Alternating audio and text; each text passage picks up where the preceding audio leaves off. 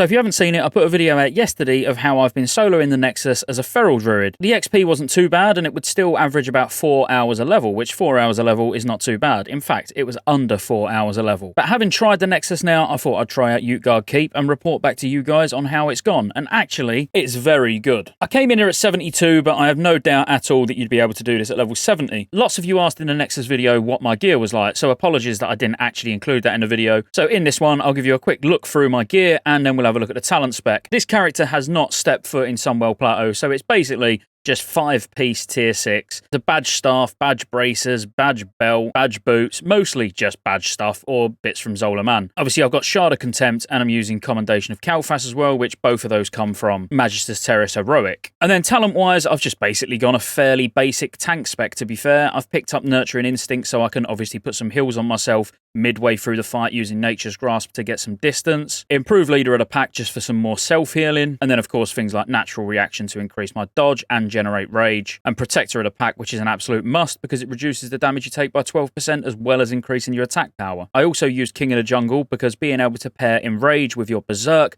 to do absolutely crazy damage is obviously good for dispatching of the more difficult packs of mobs. Consumable-wise, I'm quite literally just using Succulent Orca Stew, which is some crit food, which I've got, but it obviously gives 30 stamina. I do use Cobalt Frag Bombs now and again, mainly just to interrupt casts. And like most druids, I've always got an Adamantite Waitstone on. Now, unlike the Nexus, there's not really any really difficult mobs. The only one that is a little bit difficult are the big drakes, but you can take them on still quite comfortably, but it's worth waiting for cooldowns, especially defensive cooldowns. You don't need Berserk or anything like that to get them down, but just making sure you've at least got Bark Skin, maybe even Frenzied Regen, is obviously going to be beneficial, but they do give a lot of XP. So first of all, if we just skip straight through to the end, you can see there's about 13, nearly 14 minutes on the timer. This is about as far as I get in a 15-minute window. So in the Nexus video, I was doing 10-minute chunks, but it did confuse people in the comments because it was like, well, you're going to get locked out. So I thought I'd do 15 minutes on this one, just to make it clear that you're going to do 4 runs an hour and you'll never reach the lockout. And you want to aim to get to this hallway, which is basically the hallway leading up to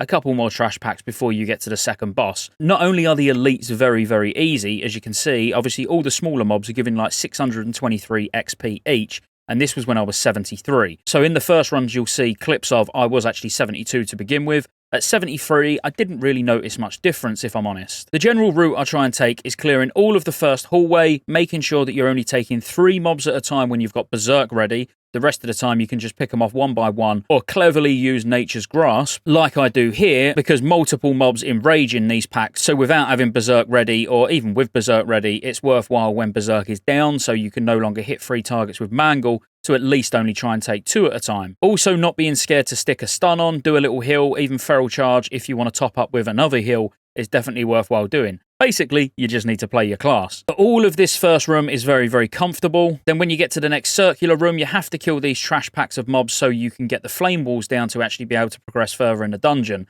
The main one you want to focus on is the Forge Master because it puts a fire damage taken debuff on. So ideally, you do want to even stun it when it goes to cast, or use a Cobalt Bomb if you can. But ultimately, you can take these even without Berserk, like you've seen here. I've pulled using Survival Instincts, but my Berserk is on cooldown, and it's still very comfortable taking all 3 of them down. If I start to feel like I'm getting in trouble at all, I just literally use Nature's Grasp, try and get both of them rooted, and then just top myself up with heals. There's absolutely no rush. You're going to be in here for 15 minutes anyway, so don't risk anything. Once 2 of the mobs are dead, I just start dragging the last mob over to the next pack so I can get ready to pull. And as you'll notice, Berserk is actually ready, so I'm ready to pull the next trash pack. So with minimal amounts of downtime, I just hop myself up and go in, again focusing on the Forge Master first. This is literally rinse and repeat around this circle. The only thing that's worth noting is when you get to the next trash pack, your Berserk is likely to be on cooldown still. So just pausing briefly here, I'm not going to pull that trash pack over there of 3 mobs. I'm going to come back to those once I've taken out a single dragon. Now, these dragons do hit hard, and if you've got any flame resist gear, it probably wouldn't be the worst thing in the world to actually put some on, because the only thing that hurts is the flame breath,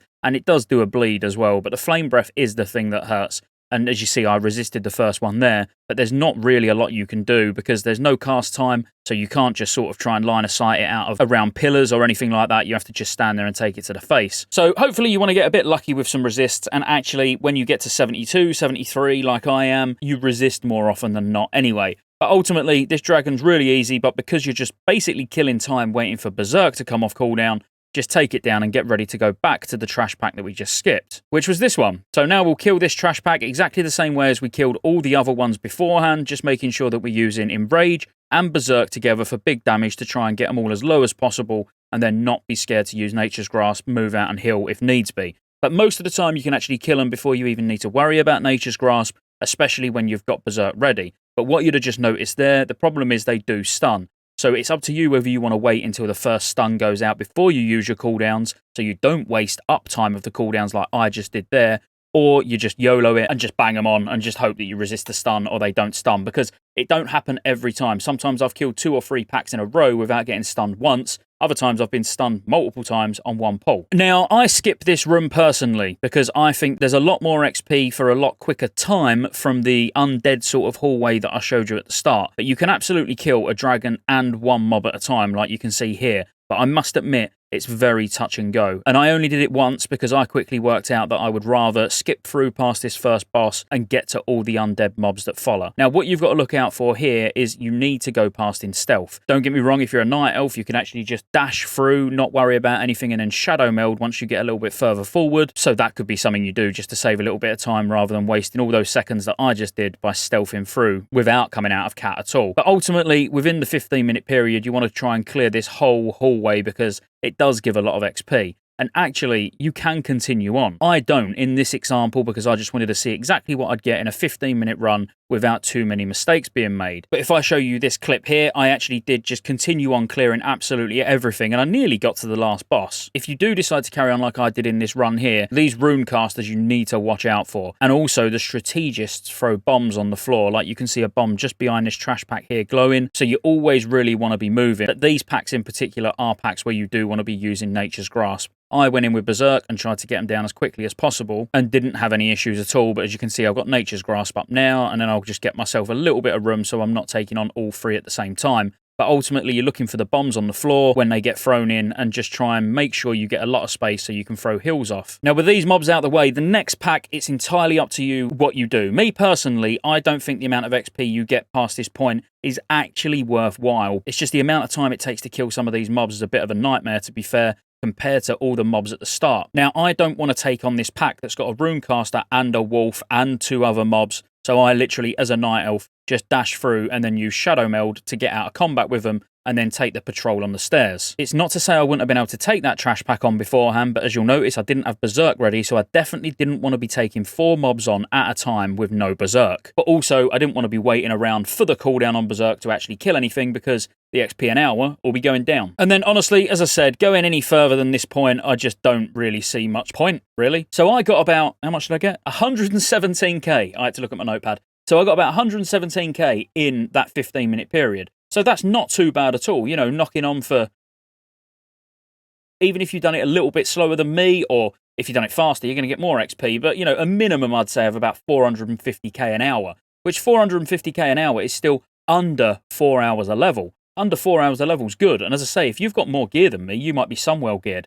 You'll be able to do this even quicker, you'll be able to go even further without any worries, maybe you'll be able to kill packs that I can't, without even using Berserk. So I genuinely think someone with a bit better gear could probably push this to 500k an hour easy, in which case it's not that far off 3 hours a level. Now 3 hours a level is really, really good, especially as a feral druid. You know, we're not a frost mage or anything like that that can do magical things. We really are just going in and soloing it, taking the hits to the face and just nuking them down. So overall, I think it's really good. But yeah, I'm doing 117k in 15 minutes at level 72 or 73. It didn't really make much difference, if I'm honest. I do plan on releasing a video which will be Nexus and UK together in one video where I'm doing it at level 70 and just talking you through if there was any more difficulty between 70 and 72, because I have only done both of these at level 72. I've not stepped foot in either of them at level 70 solo. But I will copy my character over and try that again. But at the moment, obviously, I'm just focusing on this druid, just trying all these things out. And I think I'm going to go to another instance and try and solo it very, very soon, as in today. So a video maybe later in the week about that. But that's it. Be sure to like and subscribe. Roll the outro. There's lots of ways you can support the channel to keep me here putting out World of Warcraft content and covering all future MMOs. Consider joining the channel as a member. You get access to emotes. Everyone will know you're a member when you comment on future videos because you get a nice icon next to your name. And you get access to members-only videos, which I'll be putting a lot of on the channel throughout the year. Additionally, there's a Patreon link in the description as well. Thank you for watching all the way to the end, and I'll see you on the next one.